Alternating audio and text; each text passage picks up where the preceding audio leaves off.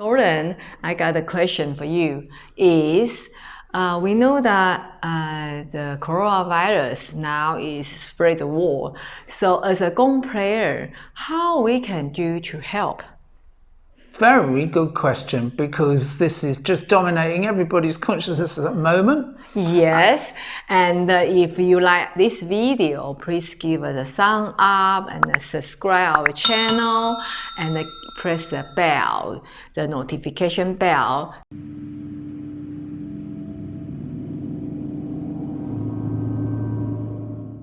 So yeah, we're increasingly, this is changing all the time. And where we are, I think we're perhaps in a bit of in a better place than many people. I know many of my friends and colleagues are in Europe. Yeah, in Europe, and this dramatic term lockdown, which sounds terrible. It sounds like everyone's a prisoner in their own homes. I mean, I'm sure for some people it can be terrible, but basically, what can gong players do in a situation where they can't play in public nearly so much as they used to? They can't go to events. They can't organise events with even modest-sized groups of people. So, what can we do as gong players to respond to this health emergency? For ourselves, for our families, for our friends, and of course for the wider community. Yes. So, right. Well, I'd like to divide it into a few different possibilities that I'd like to offer up to you. We don't need to go into too much detail with each of them, but the first one is distance healing. Yeah, very good. I think Eileen, we have broached this subject before in other videos, although we haven't had a subject, a video on that subject as a whole. I think it's a really important subject. What is it, first of all? What do we understand by distance healing? It's something that not just gong players can do. In fact, it's been well known. The power of prayer. Many modalities do that. Many, in meditation it's used. But I think what happens with gongs is that they empower. Whatever intentions, the intentions that you're putting into the practice are, of course, absolutely key.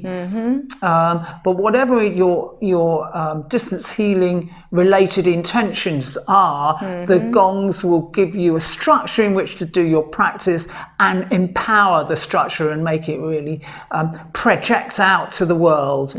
You can make your distance healing you can have one particular person in mind when you're doing distance healing. Perhaps you've got a sick relative, somebody, we're talking about the coronavirus, an elderly person that you're not able to physically go and be in contact with by going to visit and what have you. Then you can direct your distance healing towards them, or you can make it more of a universal healing. Yes. And we're going to come on to that in there's other means of doing that later. But that's the principle of distance healing. The first one, distance healing by gong. With gong. With gong, okay. Second. And we have a whole practice around it. The second one, which I actually think is really important, and I think perhaps as gong players we don't actually do enough of this, particularly when we're starting out, which is self-practice. Self-practice is different from when you're learning. This English word practice has got a variety of uses. When I'm talking about self-practice, I'm talking about a disciplined piece of work, a bit like a meditation self-practice. It's a disciplined, focused piece of work that you're doing with yourself in your own space, with your own gongs, that are really about empowering yourself to be better at what you're doing. You can, of course, project it out, but that's secondary to the self-practice. If you get the point. It's a subtle point here because it's all again to do with intention, but it's the difference between, it's kind of the opposite of distance healing. It's kind of self-healing, and it's kind of channeling the gong. You are not only channeling the gongs, but you're channeling the gongs through to yourself. So the practice gong at home. Self-practice. I want to add on something that in China, our Chinese system, the 5 elements, the 5 major in meridian system, the metal instrument like singing bowl, like gong, the metal instrument is good for the lungs, for respiration. The lung system, not only this organ, also the inhalation, the now, respiration. many gong players won't be aware of that, I think. So that's a very good point to bring up. Okay. And the third? Are we ready for we like these 1, 2, 3, 4 categories, don't we? So our third idea, it's not anything that I'm just come up with, hey guys, let's do, but this has happened in the past, and I think this is a really good time to do it. I was looking on social media actually this morning, and one of my gong playing colleagues in England, June, is organising, I'm not quite sure, it's a global gong playing for, it's kind of for humanity, but in a way of creating positive resonance against against the corona, in response to the coronavirus. And what this entails is people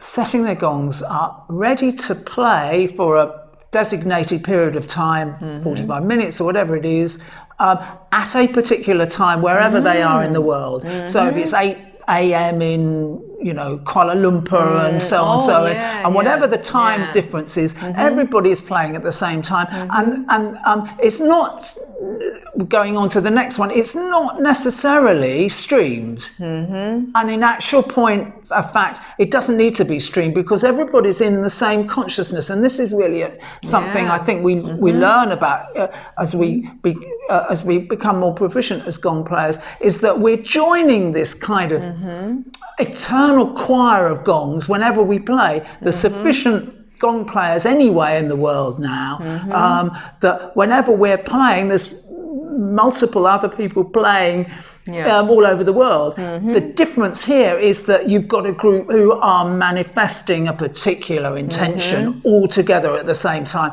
which does give you an empowerment, I think. That, I think, is really, organize these things with, your own groups on social media, gong players. I think it's a really powerful thing to do. Okay. Finally, getting to I mentioned it before, my other fourth point is streaming. These days, streaming technology is much improved. There are great, I'm not going to go through all the possibilities here, viewers. I mean, you can explore them yourself.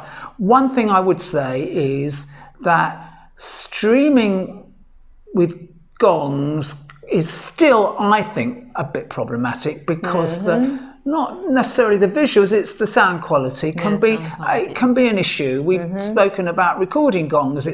That's in a controlled environment. When you're doing it live, it's even more of an issue. And very often you're using less than best quality microphones for the job. We're not all skilled sound engineers as well, and live presents its own problems. So what I would suggest is, if you're using gongs, use them very modestly and introduce more instruments, and particularly your voice. I think you're going to stream, create a practice that's primarily perhaps shruti if you've got them, with your voice, with mantra. Singing bowls are much easier to kind of stream. I think the sound, the nature of the sound. I think chimes are also another lovely instrument. We have a collection of koshi chimes that we love to play whenever we get the opportunity.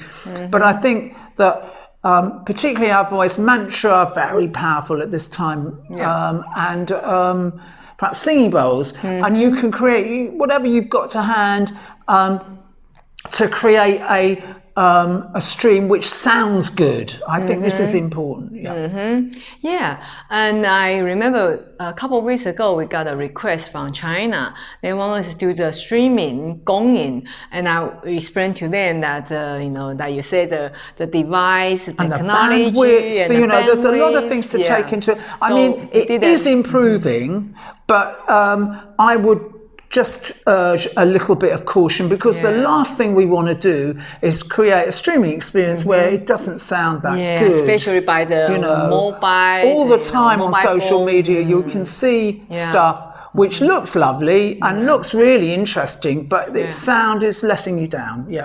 Yeah, I think it's a time that in the end we pick a short clip for people. You play the gong as a blessing. Oh, that would be nice. Yeah. So we hope everybody is safe and good, and we hope the world, have a good vibration. What do you want to say? Yeah, I want to say that this is at least our first attempt to kind of offer something up in this vein.